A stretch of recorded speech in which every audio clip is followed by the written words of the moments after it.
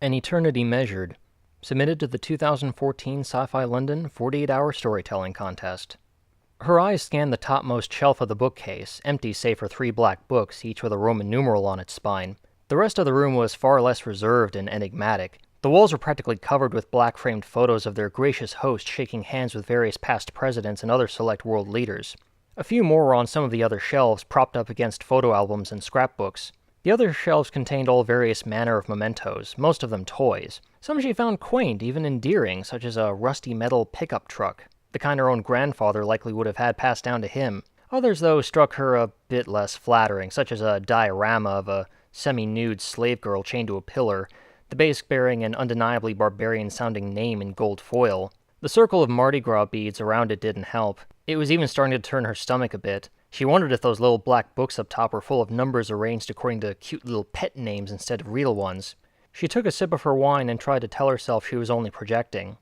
It was late in the evening and the party had quieted down, apart from the occasional fit of raucous laughter from her boyfriend, having made it its mission to match each of her sips with a full glass. She took another sip and pinched the bridge of her nose as she heard footsteps from the stairwell, expecting it to be him. Another laugh from downstairs told her it wasn't. Impressed? It was their host, a man who had cheated death 3 times thanks to modern science. She said nothing. Her boyfriend was convinced meeting this man would lead to some high-tier networking thanks to all those famous and powerful people he'd met in his multiple lifetimes. She tried to inform him gently that simply knowing someone wasn't the same as having someone's ear or a direct line up the chain of command. No use. I'd ask if you'd like to see my etchings, but I don't think your guy would approve. He says that's how you'd met. Surprised he knows that routine, young as he is. It was the last straw. She hated that story. It wasn't true. He only told it to get a rise out of her, and now it was being used as an icebreaker to get in good with someone whose only claim to fame was being one of a dozen successful cloning experiments. As far as I'm concerned, you're 31 with a mental age of probably 12. She shot him a dirty look. She didn't care anymore. She wanted to leave. If it meant offending the host, so be it. Sticks and stones may break my bones, but passive-aggressive quantifications of my emotional maturity make head feel no good. Then all better. Considering she was expecting him to go for the obvious and make some snooty remark about how, once upon a time, having a childhood was a mark of distinction in class. That he went the mocking man-child route was something of a relief. She tried to hold back a smile, but gave in, a small chuckle coming with it. Looking down into her wine glass, she waved her free hand around, trying to think of where to start and how to phrase an apology.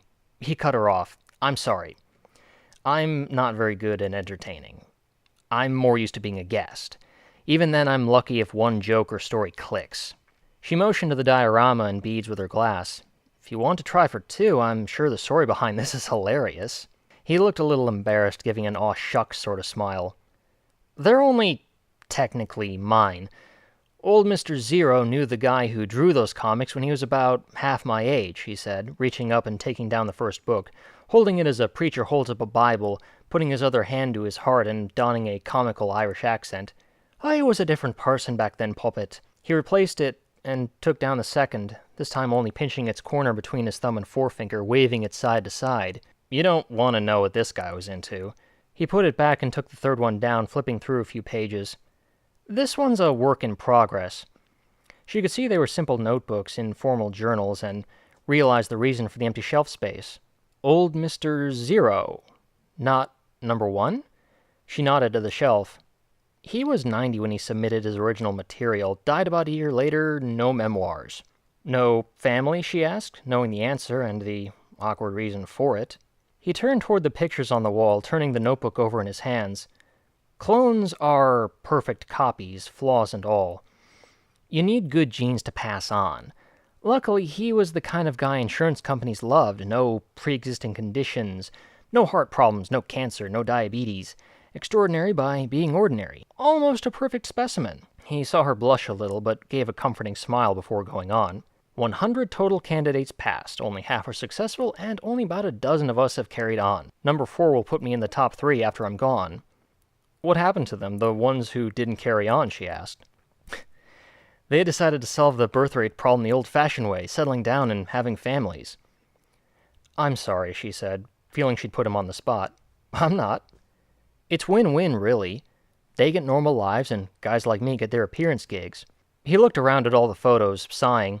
"Of course, talk shows and garden parties can't pay bills forever.